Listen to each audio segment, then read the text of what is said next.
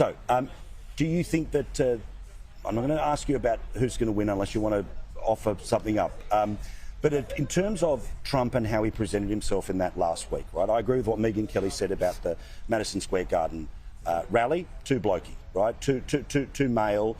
I think that when she took to the stage, there was almost like, wow, you've got a future in politics, right? The clarity of the way that she spoke and certainly being able to reach out.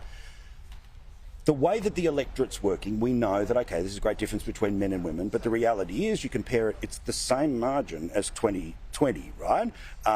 Ever so slightly, but it's not like there's this massive 25-point spin in different directions. But when it comes to how Trump has closed the argument, do you reckon he's lost anyone, or because people are so baked in? Like New York Times poll said, what, 80% of people decided months ago. So if they decided months ago, and maybe if he didn't lose people, then why are you doing 4 rallies a day? He does it because he draws energy from it. He's a true extrovert. He has to do it. He can't sit home and do nothing. He must do this. But to your point, I don't think either of them really added any votes in the last week. I think they both sort of stumbled to the finish line. He never really did very well after the Madison Square Garden event. He did fine. I don't think her closing argument, she can't sell hope and change like Barack Obama can. Yeah. And she's, trying to sell Trump as a threat to democracy. I always thought that was one of the weakest Democrat arguments. So I sort of feel like they're both limping towards the barn, just trying to see what happens tonight.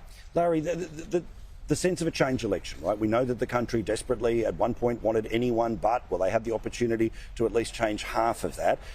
I noticed in Kamala Harris's final ads, it's all sort of a new way forward, which is sort of code for change.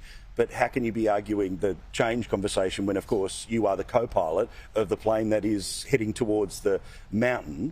Of the data and the polling that's around, do we have any insight into who they think represents change? I don't think so. I think obviously she's served as vice president for the past 4 years, and she's certainly now the standard bearer for the Democratic Party. So there's going to be things that will be a continuum. But she is her own person. She will be a different president. And I would imagine that we will see things, some on the margins and some very different going forward. It's hard to predict because each president is their own individual character, and they'll bring things of great interest. It's hard to characterize this as a change election other than the fact that she's a lot younger than her predecessor. Keep in mind, at any given time during the 4-year term, I'm not talking about the election cycle, but just pick a random day in the middle of a 4-year term, 2/3 of America doesn't know who the vice president is. Yeah, okay, right. So this is the point, right? So literally 4 months ago, The Daily Show was doing skits about how weird her speech was, right? 4 months later, Obama in a pantsuit, right? Like, and look, and you try to distract people from their own circumstances and emotions, but I've got to say, my sense of anyone voting, regardless of what country you're in, you do make this sober assessment. You can't sort of froth people up. You do, but here's what's different, I think, about this. I'm curious to know what Larry thinks. Most elections in this country, most elections everywhere, are binary choices between you and me, between Larry and you, whatever. I don't see. I'm voting for Larry. I don't see that. I don't see this with Donald Trump. 2020 was a referendum on Donald Trump.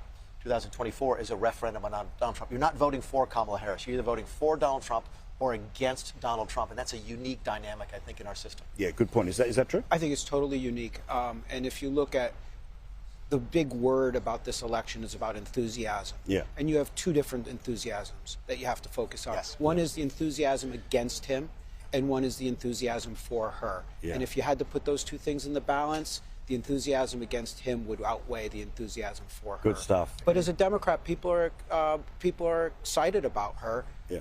Because she's not him. Because she's not. Because she's not him. Well, think of the bloke who's going to be sitting and angrily watching the television who does not on the ballot. Thank you, lads. Do appreciate it. Thank you. We look forward.